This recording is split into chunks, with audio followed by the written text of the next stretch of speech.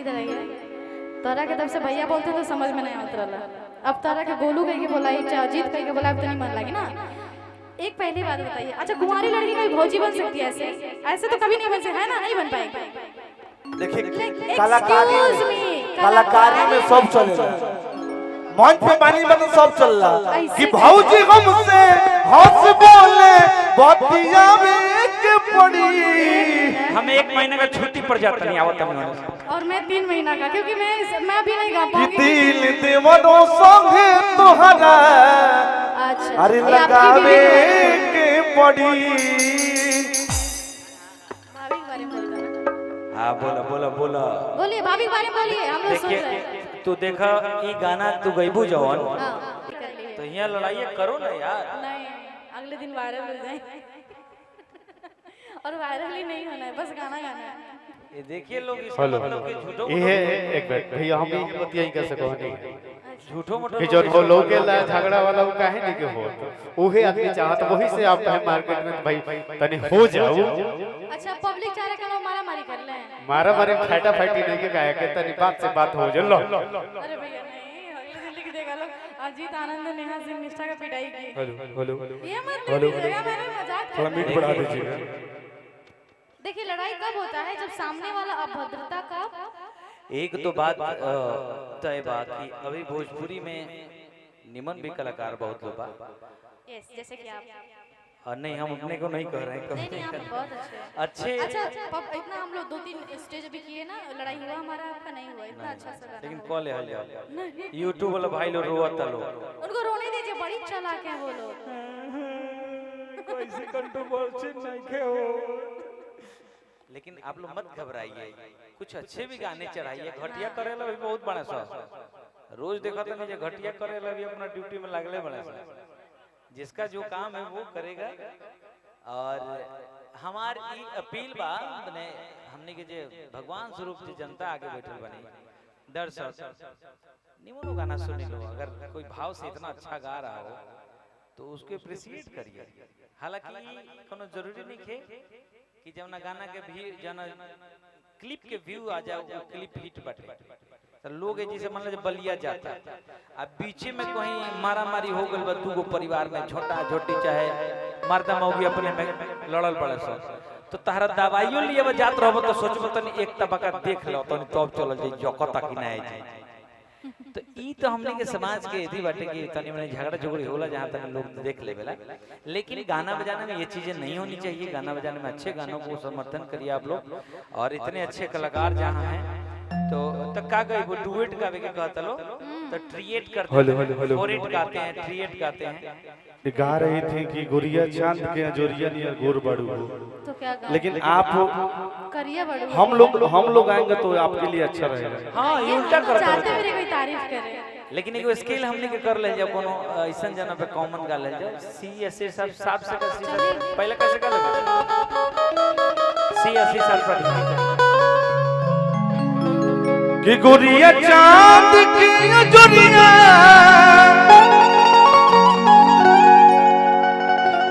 नियन गोर बड़ू हो।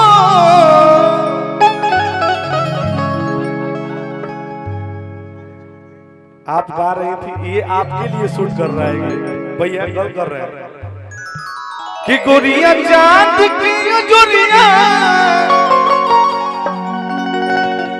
नियन गोद बड़ू हो।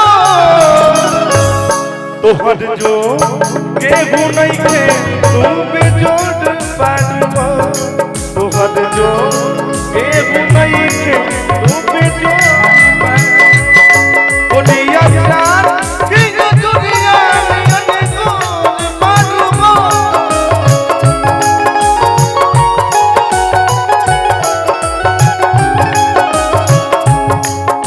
भैया कह रहे हैं अजीत भैया आप अपने स्केल में करिए इसे।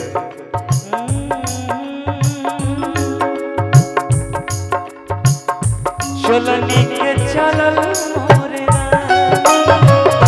बन रहो तोहर जवानी। चलनी के चलल मोरे बन रहो तोहर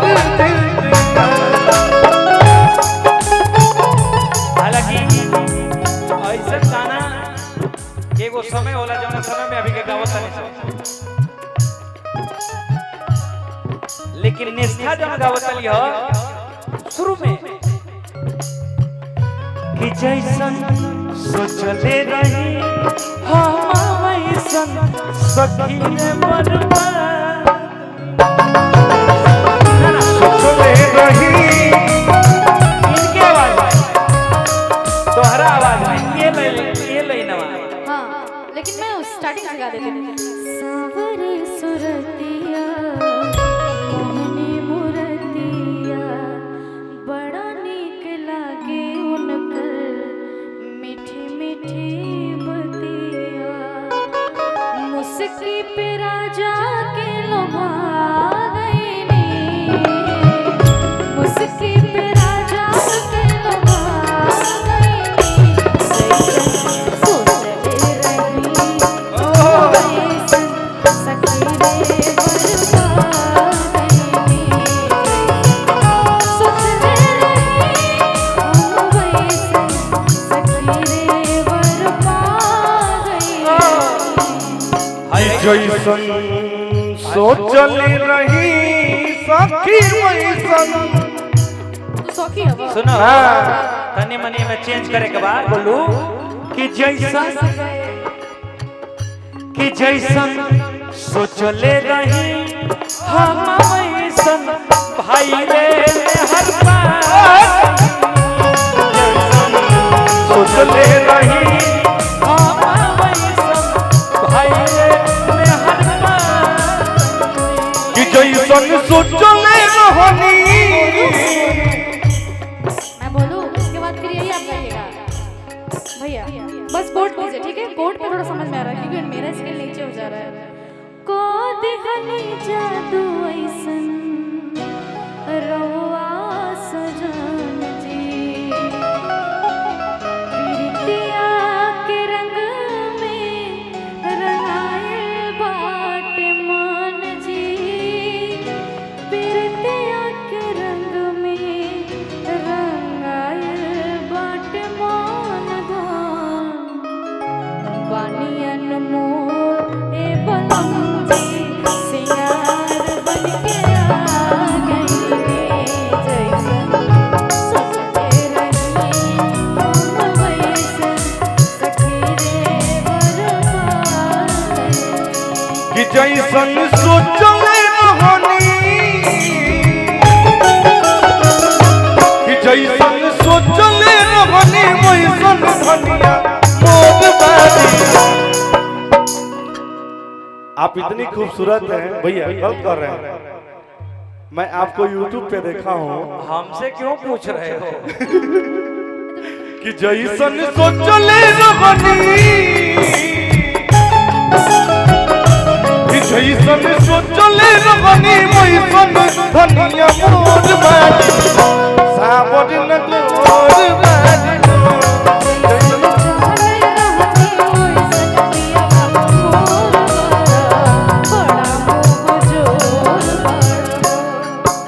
मुबारक हो तुमको ये शादी तुम्हारी सदा खुश रहो तुम दुआ है हमारी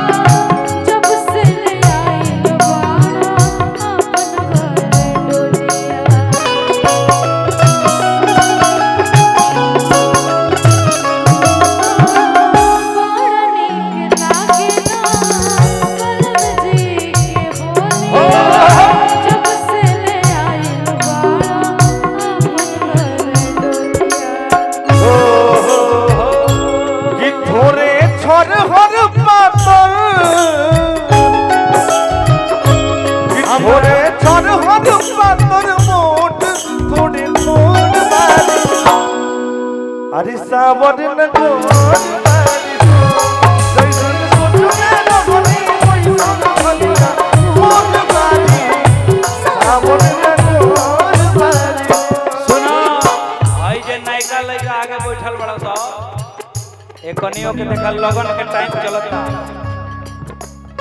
भाई सुना हो मास्टर टिपू एगो साली बिया उस साली के ऊपर एगो गाना बा हमारे गोपाल भैया के वो एक ताल पर बड़ा जकी हां जीजा जीजा कह के जिया मत मैखे औरी मुआवा दिया हो जीजा जीजा कह के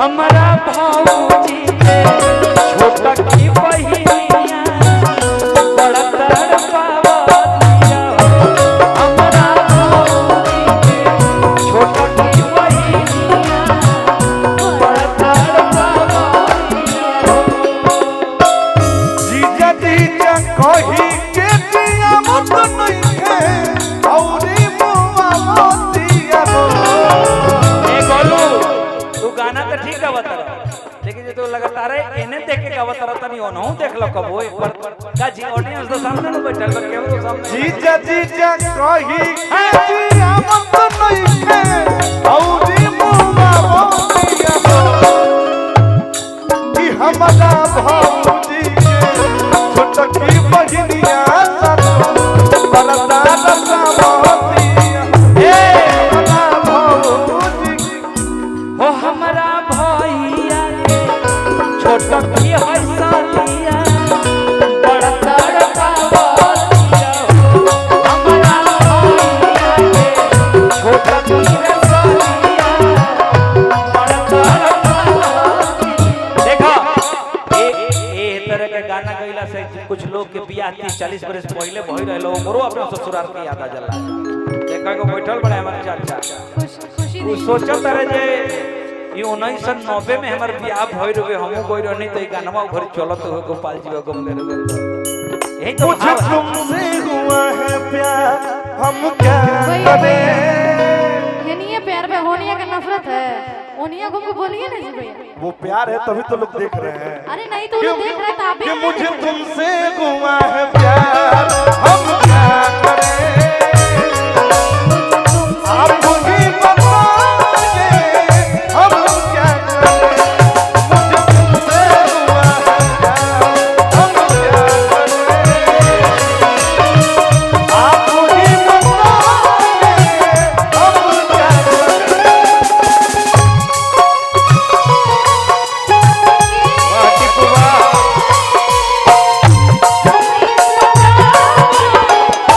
हम क्या करें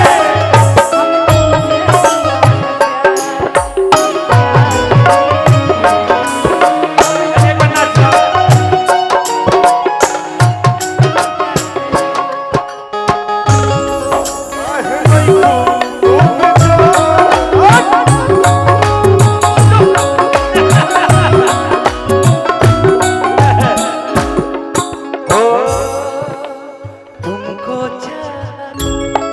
तुमको चाहेंगे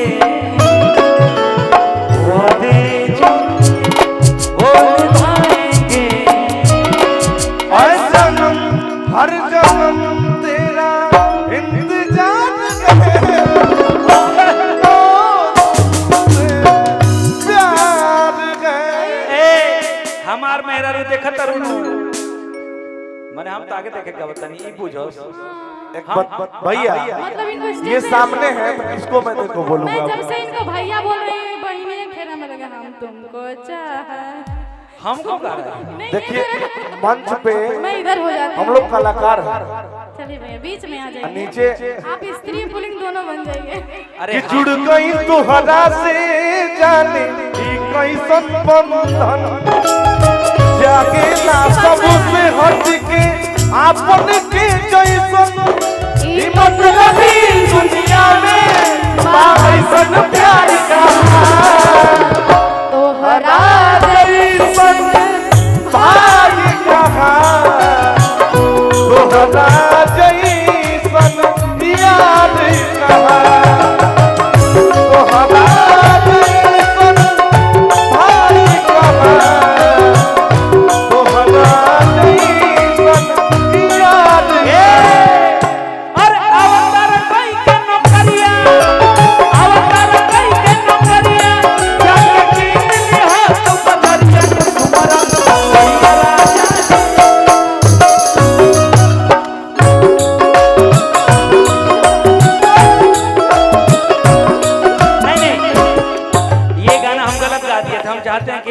गाओ तो ये लाइन। हाँ मैं गाती हूँ। हाँ स्केलिंग का मातो जा रहा है। जे भाई बाबू भाई बढ़ले बा गलत बात है यार। मार दे बोल भैया है तो भैया है।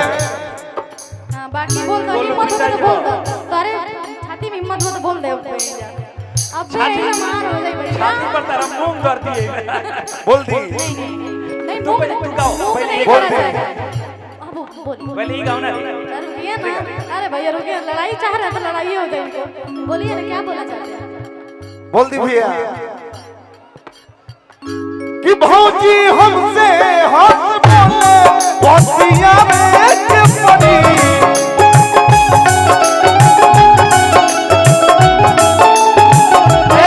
भौजी हमसे ए गोलू हेलो का चेहरा पर गोच भलना देख के वो तो छोड़िए। अजीत भैया सुनिए ना, सुनिए। एक्सक्यूज मी, इधर आइए, इधर आइए। तोरा के तरफ से भैया बोलते तो समझ में नहीं आवत रहला। अब तोरा के गोलू कह के बोलाई, अजीत कह के बोला, अब तो नहीं मन लगी ना। एक पहली बात बताइए, अच्छा कुंवारी लड़की कोई भौजी बन सकती है ऐसे? ऐसे तो कभी नहीं बन सकती है ना, नहीं बन पाएगी। देखिए Excuse me, कलाकारी में सब चलेगा। मंच पे पानी में तो सब चल रहा कि भौजी हमसे हंस बोले बतिया में के पड़ी। हमें 1 महीने का छुट्टी पर जाता नहीं आवत हमने। और मैं 3 महीना का, क्योंकि मैं भी नहीं गा कि पाऊंगी। दिल देवनो संगे तोहरा अच्छा अरे ये आपकी लगावे बीवी के पड़ी। भाभी के बारे में बोलता है। हाँ बोला बोला बोला। बोलिए भाभी के बारे में बोलिए, हम लोग सुन रहे हैं। देखिए तू देखा ई गाना तू गईबू जवन हाँ। ई जितना लोग बैठल बा सामने सब लोग के मेहरारू खातिर। ठीक है। जेकरा हो अब तर कोई अब के जे कर भैया नौकरिया। बोल मैं रारू के बैठल बा। चलिए भैया, हाँ एक तो स्किल नीचे है मेरा, लेकिन मैं कोशिश कर रही हूँ कि आपकी स्किल लगा। अब तर कोई के नौकरिया, अब तर कोई के नौकरिया, जग की मिली हो तू बजरिया कुसुमरिया राजा जी, बेलाऊ के बुकरिया राजा जी।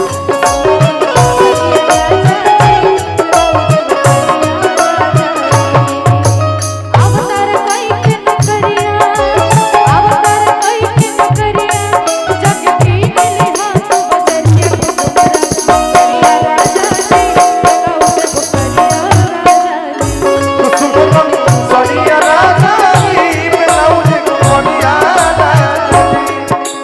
देखिए आप लोग का स्किल जो अलग है ना भैया, मैं ऐप से गाती हूँ तो मेरा प्रैक्टिस हो गया ऐप से गाने का, लेकिन भाई कोई चुप बात रहिए, जी जी जी स्केल का भी थोड़ा अंतर होता है, लेकिन कोई बात नहीं। गाइए भैया, हम सुन रहे हैं। ए टिप्पू स्केल नहीं आप इतना अच्छा गाती हैं। आप सुनेंगे हम लोग गाएंगे। हो जाएगा कभी आपसे बढ़िया हम लोग गा रहे हैं। सीखना जरूरी है, सीखना कभी कभी जरूरी होता है। हम भोजपुरी की आप 15 दिन का छुट्टी कंठ पर को जाते मिला हैं। है। अजीत भैया, अजीत भैया, अजीत भैया 15 दिन के छुट्टी। सुनी सुनी, झगड़ा लगाई करे हुआ भागी मत। नहीं झगड़ा हुआ कहाँ, झगड़ा हुआ है। अच्छा एक बात बताइए भैया, देखिए हम बहुत चाह रहे हैं कि झगड़ा माने हम इतना हो हम ये चाह रहे हैं कि झगड़ा हो। देखिए उस समय से ये लोग गा रहे हैं लोग, नहीं हम बहुत इन लोगों को समझा रहे हैं और हम देख रहे हैं कि हमारे समझाने के बाद झगड़ा हो जाएगा नहीं झगड़ा का है। अरे वो पानी में आग लगा के चली गई बानी। माने हमारे बहुत समझाने के बाद बहुत लड़ाई जगह मारामारी हो जाता है। लड़ाई मतलब वो लोग जानता है, जितने यूट्यूबर है लड़ाई मतलब वो लोग अरे की मनही के बातें तो मारी दोनों जान से। किन्नू जी कने आ जाइए आप सब। तो हरी बिना सुना आवलो तो हरियो बिना सुना बा कि नोजी ने बेचैनी बजाता है। कि मनही के बातें तो भैया जब ई आ गई तो हमारे और ये कहानी बोला ना पागल आगवा कि नहीं मनही के बातें तो मारी दोनों जान से। कहीं के मुआ बेलू नजरिया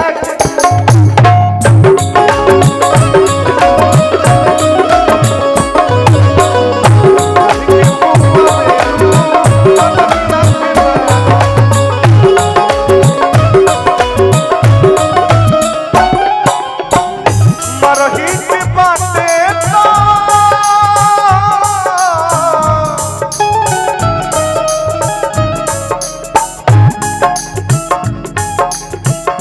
मरही के बातें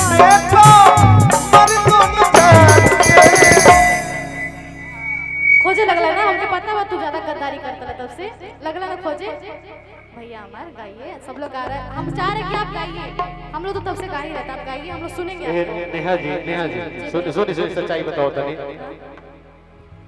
यही तरह हो नहीं हंसमुख हो और तनी दोस्ते बोल देला ना भौजाई बोल देला ना का दिक्कत मंच पे है